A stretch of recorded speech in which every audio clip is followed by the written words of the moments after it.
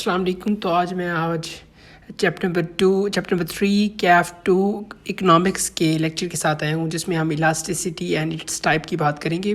Basically elasticity का जो definition है वो है percentage change in demand divided by percentage in price.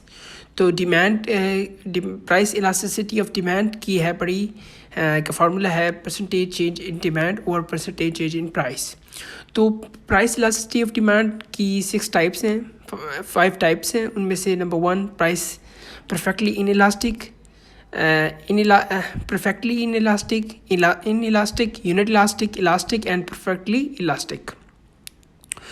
तो उसके अंदर फिर हम पढ़ेंगे क्या कहते हैं, अब आगे हम ग्राफ्स भी पढ़ेंगे इलास्टिसिटी के, और उसके अलावा परसेंटेज चेंज डिमांड की जो इलास्टिसिटी है वो 3 टाइप्स की है।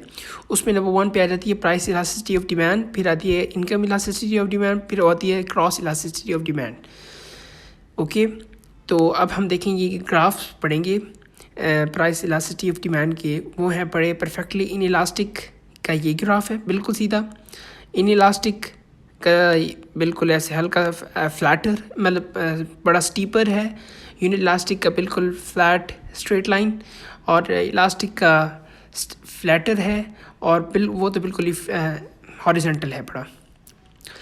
अब हम पढ़ेंगे मेजरमेंट कैसे करते हैं, वो तो हमने पढ़ ली। अब मेजरमेंट परसेंटेज मेथड है, उसके 2 मेथड्स हैं, पॉइंट मेथड है और आर्क मेथड है। पॉइंट मेथड के अंदर हम एक वैल्यू यूज़ करते हैं, और आर्क मेथड के अंदर हम दोनों वैल्यूज़ की एवरेज करते हैं। जैसे percentage change in demand find करना है, तो ये जैसे इस टेबल के अंदर जो दी हुई है, जैसे कि -12,000 का चेंज है डिमांड के अंदर, ओवर 48,000 किया हुआ है उसने, मतलब उसने वही एक वैल्यू यूज़ किया पॉइंट मेथड। लेकिन ऑन द आर्क मेथड के अंदर उन्होंने यूज़ किया है एवरेज, इन दोनों का एवरेज विच इज़ 54,000।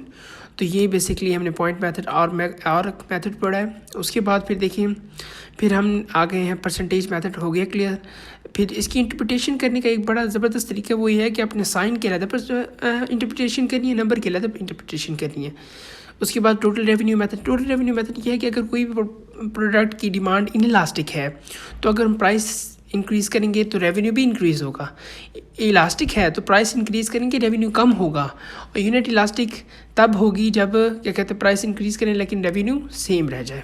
ओके, अब ज्योमेट्रिक मेथड है, ये ग्राफ दिया होगा उसी हिसाब से हमने फाइंड करना है। जो ये नीचे वाला सेगमेंट है वो इनइलास्टिक में आता है, और ऊपर वाला सेगमेंट इलास्टिक के अंदर आता है। Keep supporting. अच्छा, factors affecting in elasticity of demand के अंदर देखिए, फैक्टर्स आ गए availability of substitutes.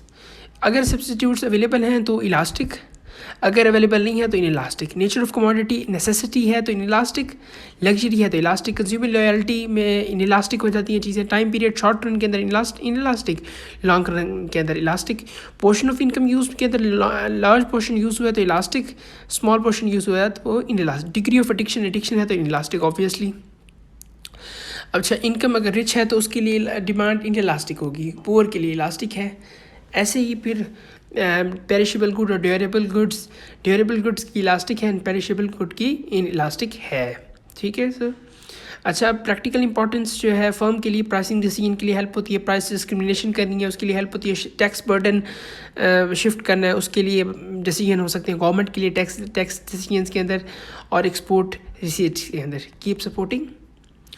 Now income elasticity of demand पढ़ेंगे, तो बेसिकली इसकी इम्पोर्टेंस जो है बड़ी इम्पॉर्टेंट है, और इसका इंटरप्रिटेशन बड़ी इम्पॉर्टेंट है।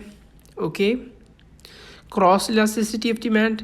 अच्छा, ये फिर उनकी ये हमने फिर सप्लाई की ग्राफ्स देख लिए, जैसे हम पहले उसका भी elastic, unit elastic, perfectly elastic. ये जो factors, time period to respond, nature of product, availability, spare capacity, production time, barriers to entry. Perishable goods, supply is inelastic है तो price changes rapidly when demand changes. Perishable goods की demand supply inelastic होती है, तो उसका जो graph बनेगा कुछ इस तरह का बनेगा। सर थैंक यू, जज़ाकल्लाह, कीप सपोर्टिंग एंड लविंग।